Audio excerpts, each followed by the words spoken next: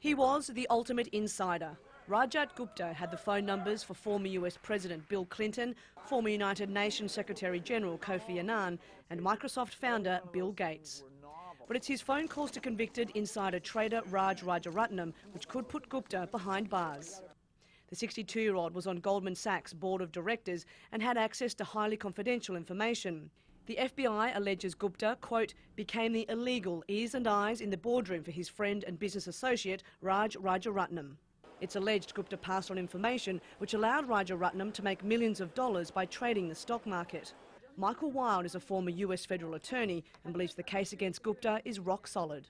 The government would not go after a person with a case like this, or persons, unless they can connect the dots, both for conspiracy and proof of the act in furtherance of that conspiracy, which they clearly made out in this indictment. In 1997, Rajaratnam started an investment fund called Galleon. Its headquarters used to be in the black building behind me. Gupta invested millions of dollars in Galleon, and it's through this fund that he stood to profit from the alleged insider trading. But Gupta says he's done nothing wrong.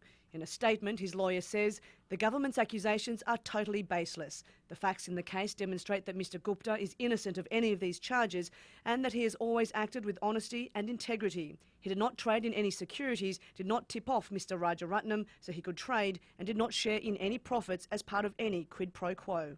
Gupta's indictment is the biggest so far for US federal prosecutor Preet Bharara.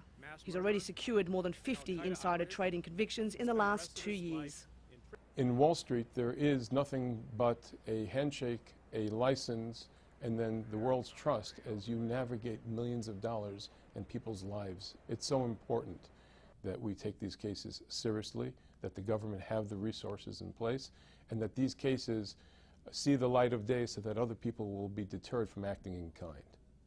Gupta has been released on $10 million bail and was ordered to surrender his passport.